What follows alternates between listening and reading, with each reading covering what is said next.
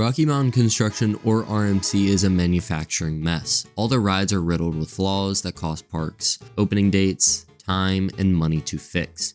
The trains are also highly problematic, with the sensors not working on a regular basis.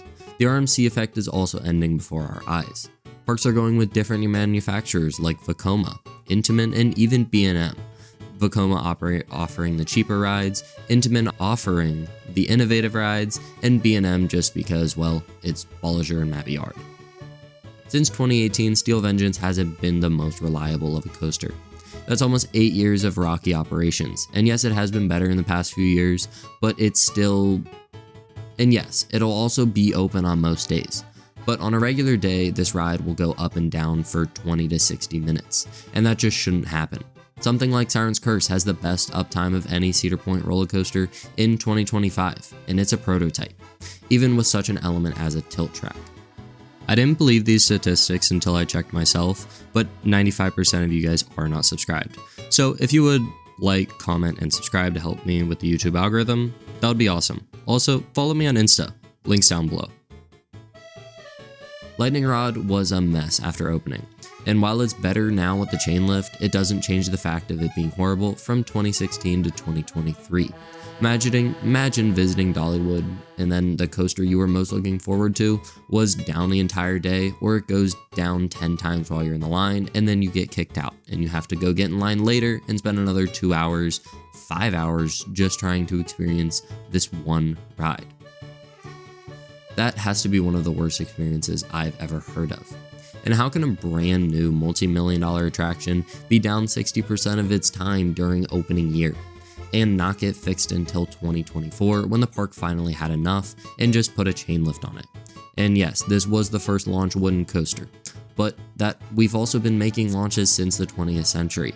And this wasn't like a brand new model. The topper track already had Outlaw Run and Goliath. Siren's Curse is a prototype, and it's one of the most reliable roller coasters in the world, so you can't make that argument. Yes, the tilt has existed with Gravity Max, but that was made over 20 years ago, so that means we have done it before, just like a launch. Yes, companies need a lot of products, and most of them fail, but RMC has only built 3 different models, and they're all almost the same. A fully steel rail being called the single rail or Raptor, 2 fully steel rails being the iBox, and 2 wood topper track rails being, well, the topper track. But we've heard of so many more different ideas from RMC that never get built. The one thing we're really missing is a launch coaster. Think how awesome having a launch coaster that's a single rail, because I don't think a topper track is built for the launch as we've seen with Lightning Rod. And right now, the single rail is the only coaster I could see actually getting a launch from RMC, but I also think that's unlikely. If you were to tell millions of people you were delaying a ride because the manufacturer had issues with construction, it might scare them away from riding it. After its delay, and then that could be, for a few months, a long year, or even worse, 2+ years. These hurt parks a lot more than you think. Spending money on marketing only to say to those people who might have spent, $1,000+ on a trip, or a local buying a season pass, hey, we're not going to open this ride for another 1 year. Actually, we're not going to tell you how long. It should be open next year, but guess what? It could still be delayed again another year. And if it does open next year, it's going to have really rocky operations, being down half the time you're in line. Will it run 98% of the time without shutting down? RMC just hasn't consistently delivered that. Well, no manufacturer has, but it's something a park wants. So if it's below an 80% uptime, then that's when it starts to get bad. And while Steel Vengeance was around 83% this year, it still isn't good enough. Nothing is good enough in the case of operations until it is 100%. You might think that's asking for too much, but how would you feel if you bought a new house and then you could only use it 80% of the time and then had to spend money and 20% of your other time fixing it? You would not be happy.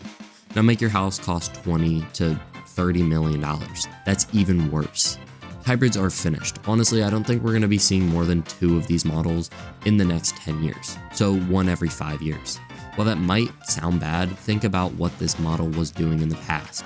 13 different iBoxes from 2011 to the start of 2019, ending with Zadra. And then if we add the years after COVID, that's 3 more. So 16 total from 2011 to 2023. That's over 1 a year.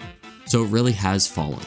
Let me know what you think. Are we going to see another iBox in the next few years, or are we going to see a new form of iBox, like with the topper track after it opened?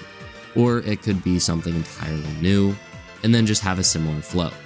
Single rails have huge limitations, but I have a video talking about that entirely, but also some other complaints with RMC pinned above. That's all for today's short video. Let me know what your thoughts are down below. Like, comment, subscribe, and thanks for watching. I'll see you in the next one. Peace.